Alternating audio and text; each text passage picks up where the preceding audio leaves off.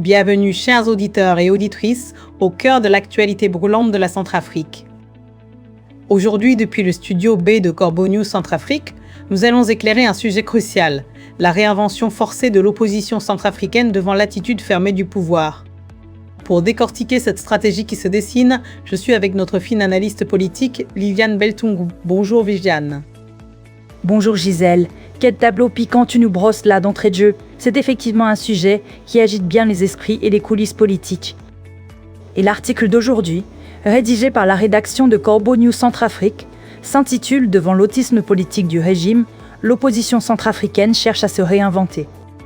Une réinvention, oui, forcée parce que beaucoup appellent l'instauration d'une nouvelle dictature où l'opposition constate amèrement le verrouillage institutionnel et annonce un changement profond de sa manière d'opérer pour contourner l'absence de toute discussion avec le pouvoir en place.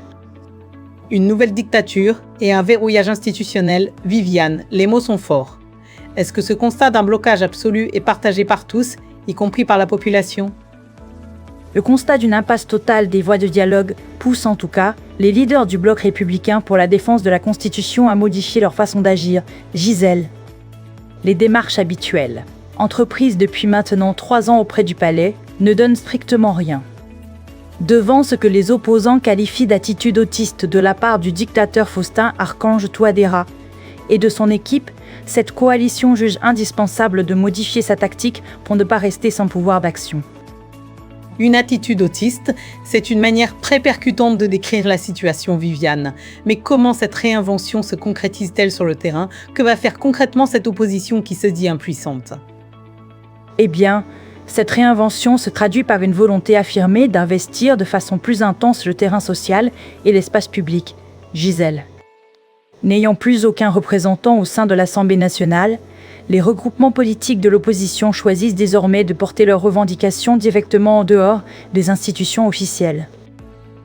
Le programme prévoit désormais une multiplication des manifestations publiques et des rassemblements populaires pour maintenir une pression politique constante.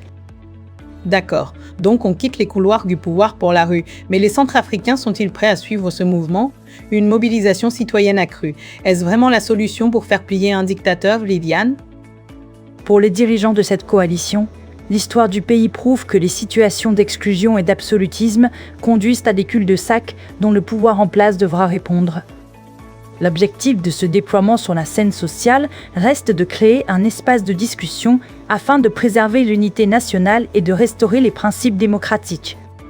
Les responsables politiques affirment que devant un mur, la seule option viable consiste à trouver les moyens de le contourner par une participation citoyenne grandissante. C'est une analyse claire et une stratégie qui s'annonce musclée, Viviane. Nous suivrons de près l'évolution de cette situation. Merci beaucoup pour ces éclaircissements. Merci à toi, Gisèle. C'était un plaisir. L'article que nous venons d'analyser a été rédigé par Anselme Mbata. Pour toutes vos réactions et informations, n'hésitez pas à nous contacter via WhatsApp ou par téléphone au +1 136 64 83 340 80 60. Merci de nous avoir écoutés et à très bientôt sur Corbeau News Centrafrique.